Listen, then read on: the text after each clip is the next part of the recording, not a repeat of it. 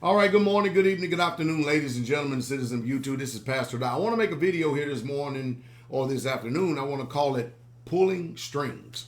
Now, I need for you to listen to me very closely. I need your undivided attention, so please listen to me very closely, okay? The Bible over and over and over again warns us about this thing right here called the tongue, and it calls it an unruly evil, and it's full of deadly poison. The tongue. Notice the tongue is full of deadly poison. And here's the danger. Here's the danger, number one, accusing or slandering or backbiting or talebearing or just saying anything and just throwing it out there and then trying to present your case and your story to everybody else as if it's really, truly actual and factual. Now, the truth is, when for instance, when I get on here to YouTube and I make these videos, I understand that someone may have an opportunity to hear. They may hear, it may affect their lives. But I know for one thing for sure, I'm not trying to affect change in the person at all. They can pick and choose from there what they want to hear or not. When people make videos, they're hoping to say something to you. And you have to listen to the motivation of it. Is it there to gain you?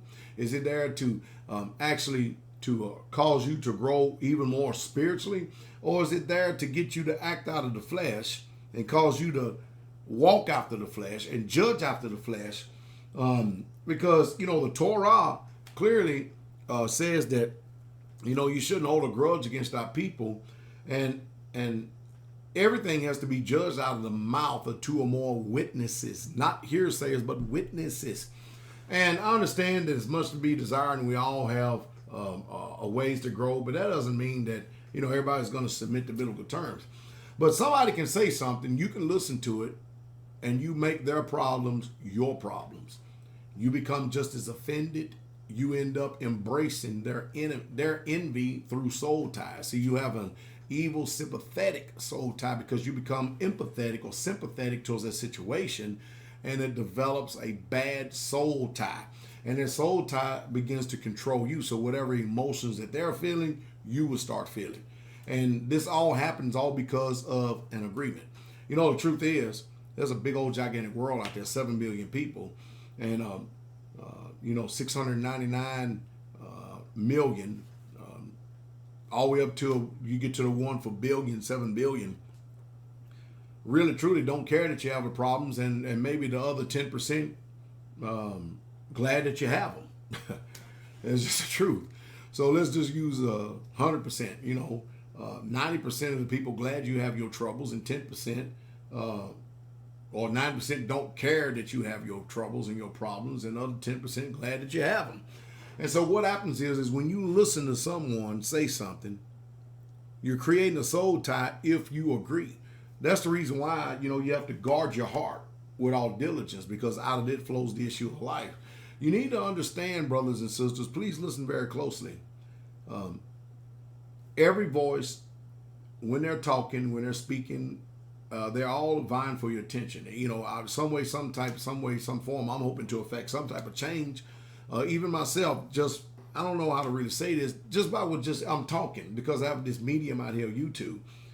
Even though I'm not really so much concerned about it, it's up to you to choose, but it's your personal agreement. News media, people who have something to say, they're looking to develop a soul tie with you, an agreement, so you'll come back and you continue to keep feeding. Now, you have to understand, see what your appetite is. See what you feed on, okay? I think I'm getting the mix of this now. See what you feed on, because it's the first time I spoke on pulling strings.